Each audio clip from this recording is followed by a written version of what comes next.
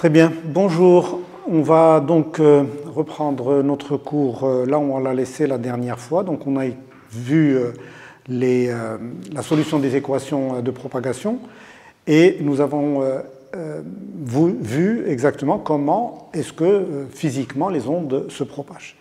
Alors aujourd'hui nous allons commencer une étape supplémentaire si vous voulez, puisqu'on va s'intéresser à la notion d'onde plane sinusoïdale. Et vous allez très vite comprendre de quoi il s'agit. Rappelez-vous, la semaine dernière, nous avons vu que l'onde plane, l'équation des ondes,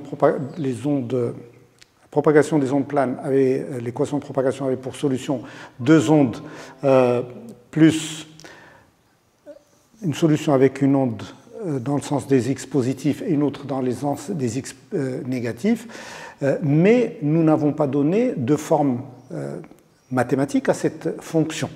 Et c'est ce qu'on va essayer de voir aujourd'hui. Et alors, vous allez voir que dans le cas le plus général et le plus utilisé, on va avoir recours, on va représenter cette fonction mathématique par une onde sinusoïdale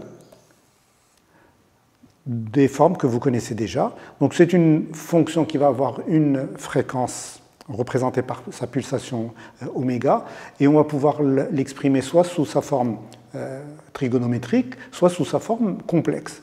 Je vais commencer par l'expression complexe, mais vous comprendrez très vite l'intérêt, puisque c'est ce que vous avez vu dans les représentations avec le courant alternatif.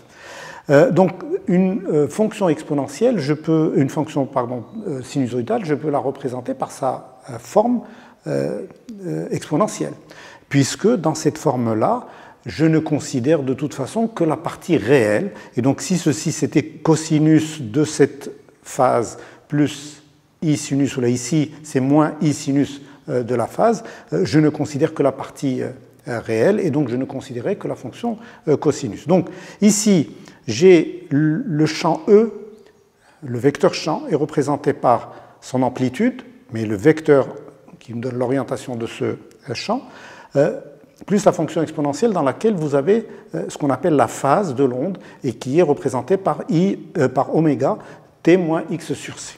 Alors, si maintenant je rentre le oméga à l'intérieur, donc je vais avoir oméga t moins oméga x sur c.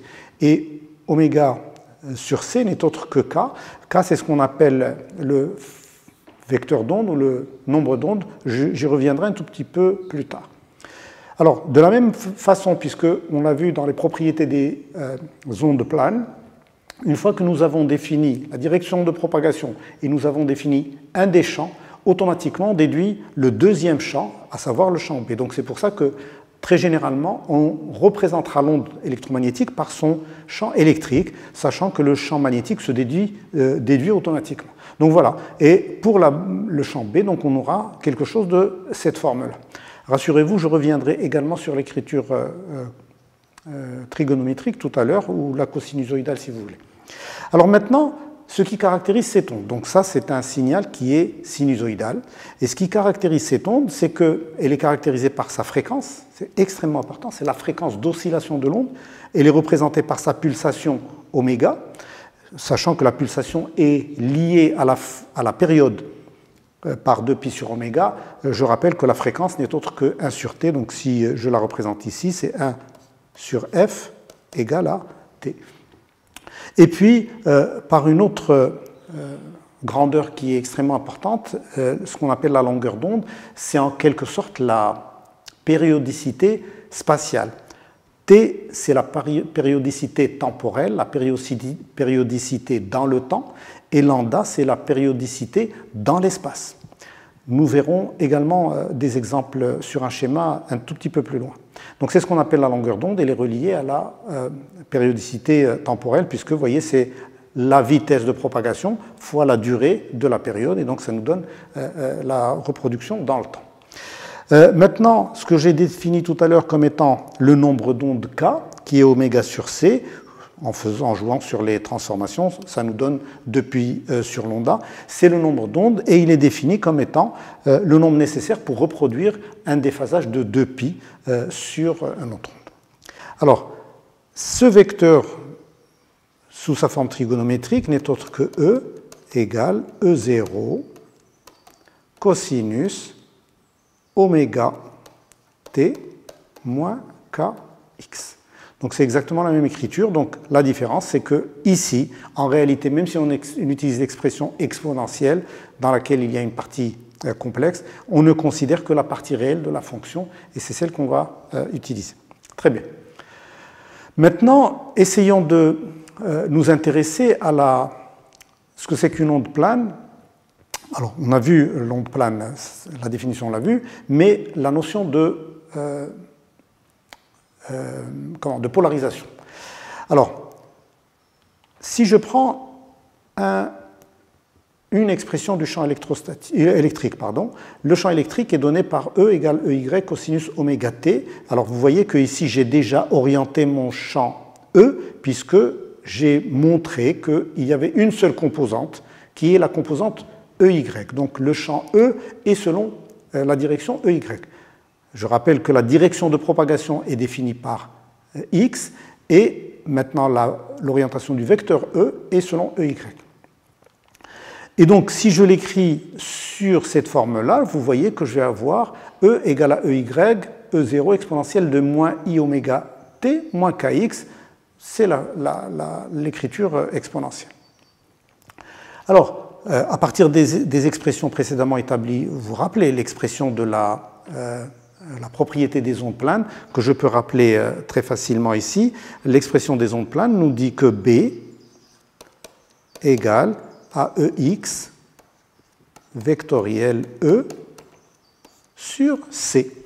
Et donc vous voyez que lorsque j'ai ma direction de propagation EX, lorsque j'ai mon vecteur, en l'occurrence ici, mon vecteur champ électrique, il est selon Y, vous faites le produit vectoriel de EX par EY, forcément ça vous donne un champ B selon EZ, et c'est ce que j'ai ici. Donc voilà l'expression de B. Donc là aussi, son écriture complexe. Maintenant, tout ceci rapporté à un repère cartésien, vous voyez la direction de propagation se fait le long de EX. Le vecteur E, le champ électrique est selon EY, donc il oscille selon EY, donc il va avoir des valeurs, vous voyez, en fonction de la valeur de la phase de l'onde, il va avoir des maxima lorsque cosinus vaut 1 et minima lorsque cosinus vaut moins 1. Et donc il va osciller entre ces deux extrémums qui sont EY max et plus et moins. Et donc, par conséquent, le vecteur B, le champ magnétique, lui, va osciller selon Z, et donc il va osciller selon cette direction. Je vais revenir à cette écriture qui est là. Alors, n'oubliez pas que X, dans notre représentation, repère la position de l'onde lors de son déplacement. Donc, elle prend une position en un point X donné selon X. Maintenant, pour rapporter ça à cette écriture, il ne faut pas oublier que nous avons décidé de choisir comme orientation ou de faire coïncider la direction de propagation de l'onde avec l'axe des X. C'est ce qui nous a permis d'avoir cette représentation simple, à savoir le champ E selon Y et le champ B selon Z. Mais ça, c'est un choix d'orientation que nous avons défini. Maintenant, si je prends un choix quelconque, qu'est-ce que je devrais avoir? Un point M de l'espace est repéré par sa position OM, et donc sa position OM n'est autre que R égale à X EX plus Y EY plus Z EZ. Et que le vecteur K lui-même est un vecteur dans l'ensemble, va avoir d'une manière générale 3 composantes selon les X, Y et Z, et donc je vais l'appeler KX EX plus KY EY plus KZ EZ. Et donc si je fais le produit des deux, vous voyez que si je fais le produit de K par R, qu'est-ce que j'obtiens? Ben, vous voyez, c'est KX plus Y KY plus Z KZ. Or, dans le cas, l'exemple que nous avons choisi, la direction de propagation se limite à, et je vais changer juste de couleur ici, Donc n'oublions pas que la direction de propagation que nous avons prise dans cet exemple-là, elle se limite à cette direction-là. Et donc du coup, ce qui explique le résultat que l'on a ici, c'est parce que justement, ce terme-là égale à 0 pour l'exemple que nous avons choisi. Très bien.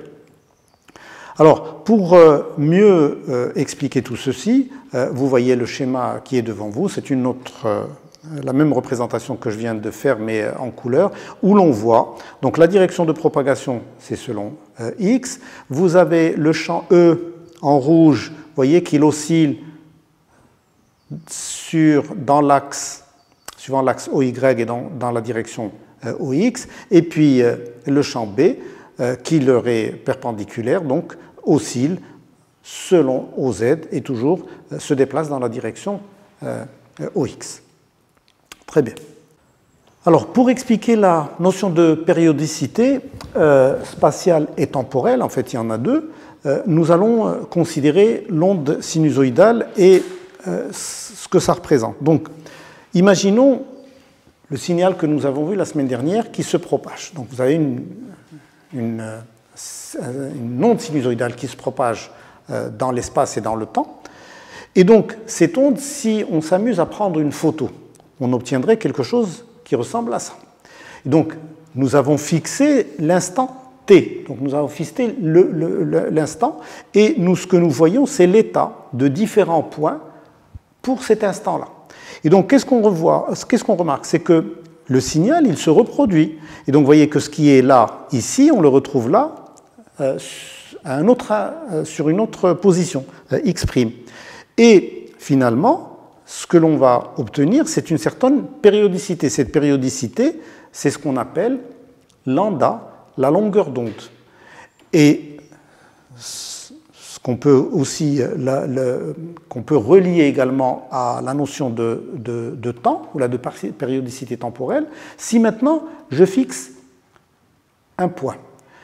On l'a vu dans l'animation la dernière fois, c'est que le point, il va osciller comme ceci. Alors imaginez que ce point qui oscille comme ceci, qui reçoit la perturbation et qui va osciller comme ça sur sa position, puisque c'est un point qui appartient à une position, vous placez dessus un stylet et que vous faites défiler un papier. Vous voyez, pendant que celui-ci se déplace, le stylet fait ça. Et donc vous voyez que vous allez avoir une représentation qui est celle-ci. Et donc, là aussi, vous allez avoir sur cette représentation une reproduction du même signal au bout d'un certain temps. Et cette reproduction, c'est ce qu'on appelle la période.